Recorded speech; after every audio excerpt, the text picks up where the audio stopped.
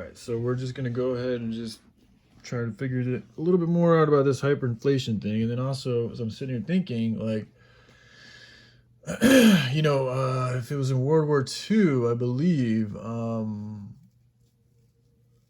supply chains. So when you're fighting a war, your war machine, your army is only, as able as its supplies. So if you cut off a supply chain, cut off your enemy's supply chain, you're fucking taking away their ability to fight. You're taking away their ability to live. You're demoralizing them. You're putting them in a spot where they really can't do shit.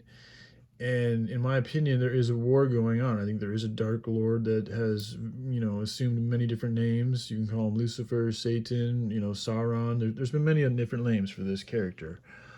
And, it's something that, I find myself in a fight against, as well as I believe all of humanity.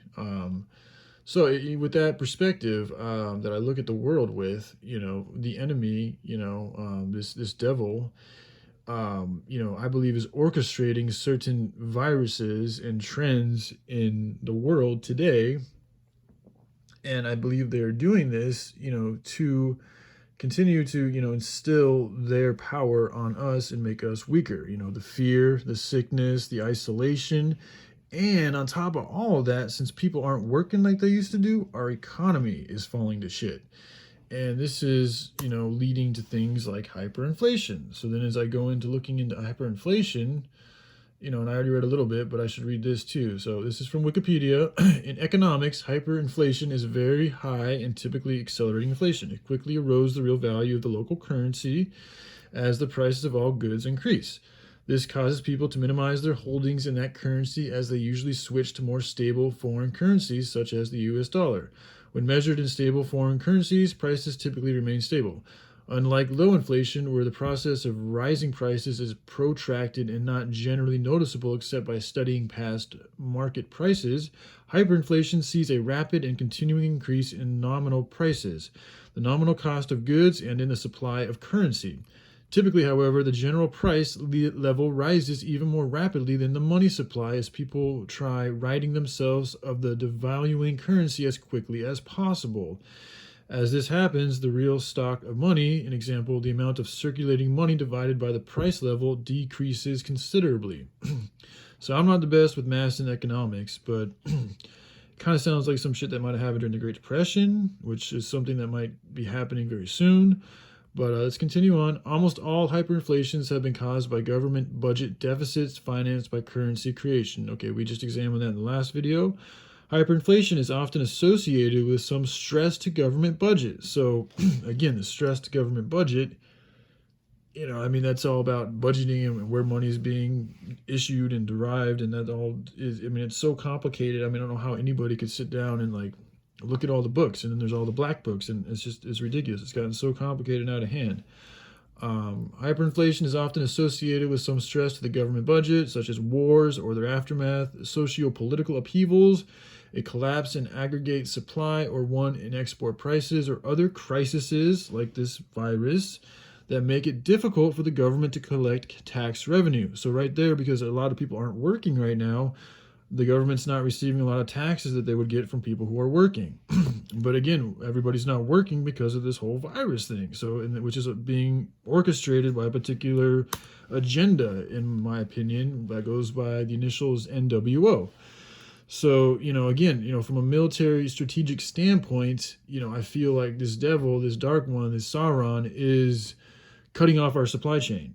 An enemy, an army cannot fight without food, without water, without shelter. So instead of actually just trying to fight us and just come straight up and be like, yeah, we're here to fucking kill, steal, and destroy you guys, turn you into slaves, they're just going to continue to weaken us and to poison us and to deplete us slowly but surely until we get to such a fucking desperate point that we're going to make some desperate decisions and literally turn into slaves for these fucking evil people.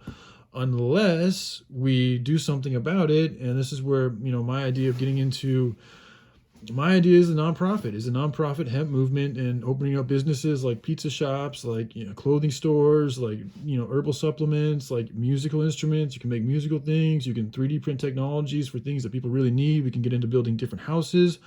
All of these things we can do on our own right now. And I think middle class America has enough money, plenty of money, if we all start working together and liquidating the stuff that we don't need and put it into a place where we can all start living and working together. But we do need to have some type of an ethic or honor system to make sure crazy shit does not continue to happen, because we got to learn from these lessons. And right now, we're living in a country that is run amok without any type of ethics or any type of moral grounding or guidance. And we're seeing the results of what happens when there are no ethics and morals in the world, and power is let to do whatever the fuck that it's allowed to do because enough good people aren't standing up to it and are continuing to support it. So, this is a real issue that we need to figure out a solution for. Otherwise, one's going to be the only solution is going to be the one presented to us, and we're not going to have a choice, or most people won't have a choice. There'll be some of those people who've been prepared and they'll be on their own with their little section of people, and, good for them. But the majority of Americans, the majority of the world are going to be fucked. So, just again, think about just from a perspective of military strategy, cutting off somebody's supply chain. And back to World War II, Hitler, he got greedy and, decided to try to invade Russia in winter. And, it was the winter cold and the Russians' ability to fight and the knowledge of how to fight that, really put a damper to the German army, and it really kind of fucked Hitler's momentum up. If you guys look into it, it was the winter of Russia, and Hitler's decision to invade and to push forward and try to be bold and conquer Russia when he didn't know what the fuck he was doing, and it ended up backfiring on him. Because again, their supply chain got fucked up. They just didn't know how to move in the winter, and the Russians are very good at this. So it was something that they're like, okay, you're going to come and try to fight us on our own fucking ground in the middle of the winter? All right, so be it. It's kind of similar to the Vietnam War, but that's not the best example for cutting off a supply chain. But just common sense. I mean, if your army doesn't have gas, if your army doesn't have fuel, if it doesn't have, water, food, and all these things, ammunition, it can't fight, can't do shit. Same with the population. If we don't have food, water, and all these things that we need to live and survive, then we're fucked. So in my opinion, it seems, again, like this is an orchestrated event, series of events designed to get us into a weaker, more desperate situation so that we're more liable and malleable to be turned into fucking slaves. So, all right. Sorry for the bad news, guys, but you just got to hit it with what's really going on so that we can actually, realize that there's a very serious problem that is about to get a lot worse, and we have time now to do something about it. So I encourage us all to come up with ideas, solutions, to talk about ways to actually combat this threat that is very real and getting closer and closer to being that much more of an all-encompassing reality. So, all right. I love you guys. Have a good day. Bye.